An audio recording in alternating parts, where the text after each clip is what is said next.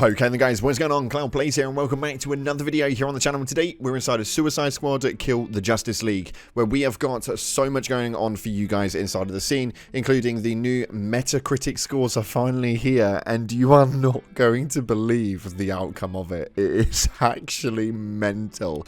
On top of that, we've also got some talk about multiplayer and the social tab, which has clans entailed. There seems to be a few issues going on here. So with that being said, if you haven't already, smash the beautiful blue thumbs up and subscribe with post notifications turned on. It'd be greatly appreciated, and make sure you stay tuned to all Suicide Squad news here on the channel. And on top of that, check out our sponsor, Advanced GG, the #1 clinically proven energy supplement on the market. My favorite flavor is cherry vanilla, but you guys can catch an array of flavors via the link in the description. So with that being said, let's just quickly take a look at what's going on with this game, because it is just failing beyond belief on all levels. It's just a controversy in its own title. So starting off, we have got the Metacritic, which the overall mixed and average review rating that we've got based on 17 critic reviews is at a 63. A 63 on the PlayStation, and it apparently has been to be decided between the Xbox and PC. But this is just nutty, man. These reviews have come out so terrible. It is insane. We cannot even fathom. So there were some players that actually did manage to push this a little bit higher up with an 80 rating from VGC and multiplayer.it. But Push Square, IGN, Keen Gamer, they've definitely not been too pleased with this game whatsoever, as they've rated them so damn low. It is mental. A real big DC fan, then this is probably not your cup of tea, because realistically the disrespect on Batman was absolutely insane, to say the least. But if you can separate yourself from the emotions taken from your Suicide Squad killing your childhood heroes and how they did it, then oh Jesus, has been a bloody hefty call. Unfortunately, as of right now though, in the Metacritic we actually have quite a lot actually not decided what the grading is for this just yet, so it is due to change, and based on who it is that's reviewing them, it's probably due to get a lot worse. IGN are still waiting upon a full review for Metacritic score, Metro Game Central, Enemy and Game Grin.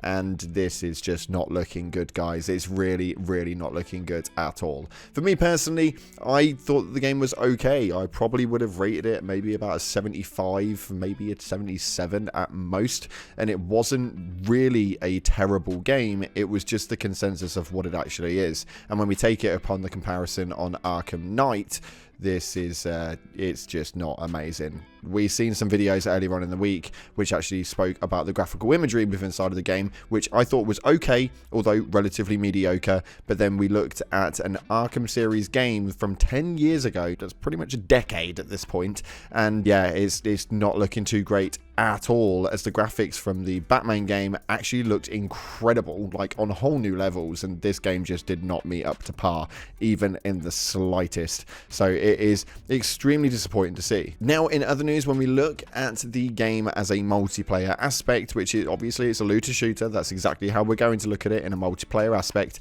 There are some articles right now that have been not too amazing. So Bloomberg have actually just put up an article stating that new Suicide Squad video game struggles as a multiplayer shooter. Over the last few months, Warner Bros. Discovery Incorporated has signaled that its video game division's plans to primarily focus on games as a service, that is, games that can be monetized for months and years after an initial release. In a November earnings call, Chief Executive Officer David Zaslav said the company planned to take its biggest franchises and add more ways to game throughout live service multiplayer form and free-to-play expansions. The latest example was the Suicide Squad, and boy oh boy, this thing has taken an absolute hitting. From one perspective, the strategy makes sense. The biggest video games have 9-figure budgets and can take upwards of 7 or 8 years to make. If a video game needs to sell a minimum of 10 million copies to break even, the results will often be disastrous for all parties involved. Long-term monetization plans mitigate that risk, and that is fully, like, completely to the point, and that is 100% a great point to make on that regard. Now, since the Suicide Squad was announced, fans have been asking if Rocksteady really wanted to develop the game or if they were forced to make it by their cooperative overseers. Often the answers are more complicated than people realize. There are a lot of stakeholders involved, executives at the publisher, studio heads, directors under them, individual contributors, and so on. And it's rare for a publisher to come into a company and make immutable demands. More often though, executives at the company like Warner Bros will try to convince developers that it's in their best interest to head in a certain direction. Perhaps studio have autonomy to make what they'd like, but they're told that if they make a service game, their budget will be doubled. Usually there's a lengthy push and pull that can last years as both parties try to figure out the best way to support ongoing content that might look like. We don't yet know exactly what happened here, but in the current industry landscape, Suicide Squad Kill the Justice League makes for an awkward fit. And you're not wrong at all here. The online play and multiplayer aspect of the shooter via the looter shooter variety is a little bit lackluster, to say the least. One look at this is actually when we take a look at the clan page. So when we go into the social tab on the clan page, we can actually see right here that we have an overall ranking process. It works really, really well. The concept of it is very, very clever. You have a rank process where you can do things as a clan and you can gain rewards and such through doing it, and it looks pretty damn cool. For me personally, the next reward comes at a 10% plus, which is quote-unquote pro, which does look like it takes a little while to get to, but irrelevant to it, once you get to that rank, you get a cool care package XP. It seems to work very, very well indeed. You can obviously view the challenges and what's been completed, so me and my clan have actually completed it all, although if you are a YouTuber or you have people, a lot of friends that are playing this game, you are going to walk into some issues. We've got the leaderboards, which again are very, very cool, and it gives some cool level of sort of competitiveness inside of a grouping. But when we look at the members, you're wondering, why is there not many members in here? Because a lot of you guys have requested to join this clan, and I mean a lot. I've had so many DMs, it is actually insane. But unfortunately, you can only have 16 people in a clan. Yep, that's right, 16 people. It seems a little bit absurd to me that you can only hold 16 people in there, and no matter what you do, if you go into your friends listing and we go to maybe just invite somebody to the clan, maximum of 16 people. Not only that, but it's bugged because there's 15 people in my clan. So it's really, really frustrating when we start looking at that regard, because realistically it doesn't work on a great factor. I think that the clan stuff is very, very weak-sided, and it does lead for some very poor levels of multiplayer. And then when we look at how the multiplayer actually works, we struggle to even be able to get online. So you can see right here that this is my squad, and to be able to get online, it does seem very, very janky to the way that it works. You can obviously invite friends and you can go about things that way, but it is very, very weak. It's not like you can just go into the map, click onto something, and as you get there, so we'll just get over to here now and we'll show you exactly what I mean and what I expected to be the case, but it just isn't. And this is one thing that really infuriates me with these sorts of games, when they just don't pay attention to detail and simplicity. It seems to be a little weak-minded. But when we go over to this icon right here, what you would like to expect is to be able to get here, and when you click on to the icon, be able to matchmake in.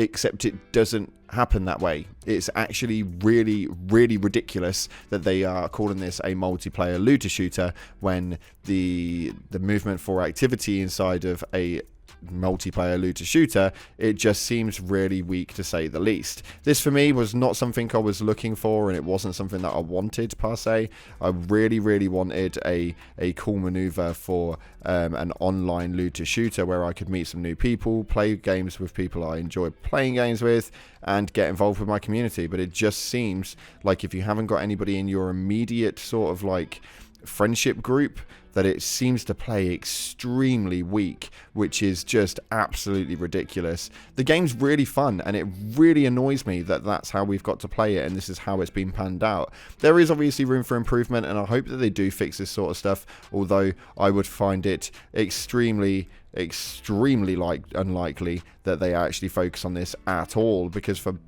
from me, on my perspective, I feel like they're not really aware that there's a problem with this whatsoever. Their social medias have not addressed any of the problems at all with regards to it, and it does seem to be quite an undertoned playoff where they have not really focused on anything at all. So I don't know, but the multiplayer format for this is not amazing, and it's not enjoyable in the slightest. I've not even played with anybody online solely because of the factor of how it works. Now, it should work easily enough if we're going to stream, which I'm aiming to stream later on tonight, so I'll leave the link to the Twitch channel down in the description, and we want to trial out how the multiplayer functionality genuinely works and how it actually functions, for the most part, being able to get people into your game, because it does seem a little bit janky to say the least. So multiplayer is not amazing. The Metacritic review scores still awaiting some reaction critics and some reviews and all of that good stuff from IGN and some other people. So we're expecting the score to drop lower because IGN is going to just destroy this game. Let's be completely real.